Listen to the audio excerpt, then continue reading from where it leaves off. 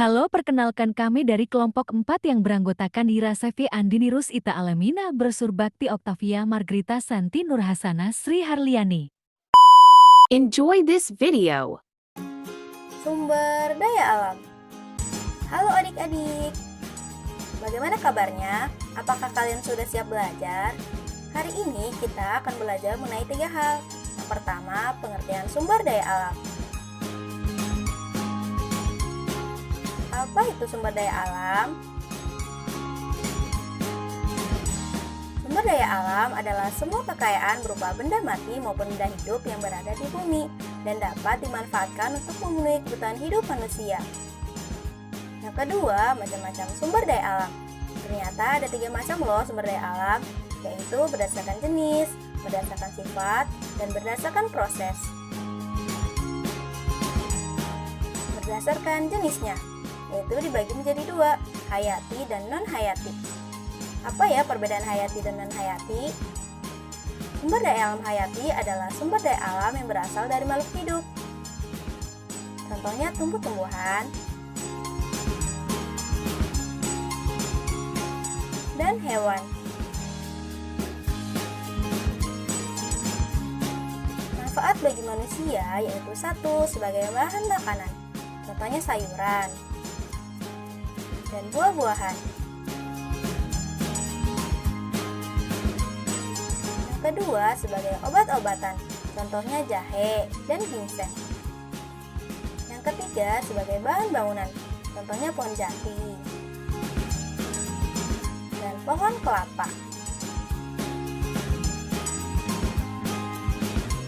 Sumber daya alam non-hayati adalah sumber daya alam yang berasal dari makhluk tak hidup.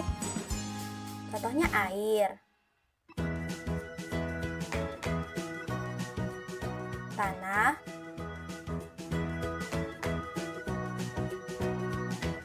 dan sinar matahari. Manfaat bagi manusia yaitu 1. Sebagai sumber minuman, contohnya air mineral.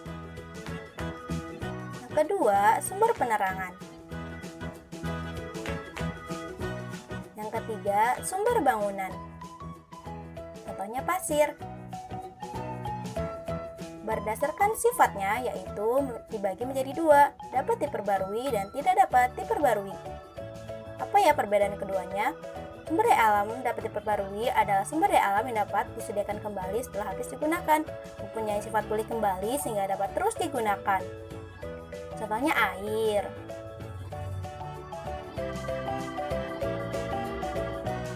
Hewan.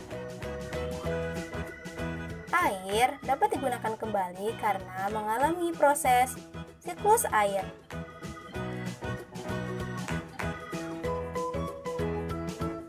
Sedangkan hewan mengalami proses berkembang biak. Sumber daya alam tidak dapat diperbarui adalah sumber daya alam yang sulit disediakan kembali setelah habis digunakan, mempunyai sifat pulih sangat lama karena harus mengalami proses pengeboran, pengolahan, dan lainnya. Contohnya batu bara dapat digunakan sebagai bahan bakar pembangkit listrik dan produksi besi dan baja. Bahan bakar dapat digunakan sebagai bahan bakar kendaraan dan bahan bakar kompor. Berdasarkan prosesnya, yaitu dibagi menjadi 2, dapat langsung digunakan dan tidak dapat langsung digunakan.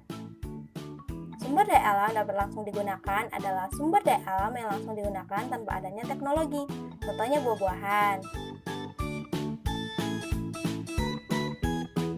dan sayuran. Sedangkan sumber daya alam tidak dapat langsung digunakan adalah sumber daya alam yang bisa dikonsumsi setelah diproses menggunakan teknologi, contohnya batu bara, minyak goreng.